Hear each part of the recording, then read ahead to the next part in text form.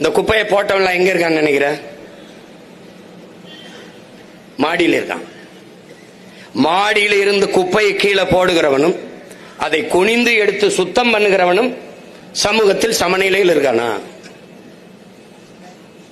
நல்லா கொஞ்சம் பாரு.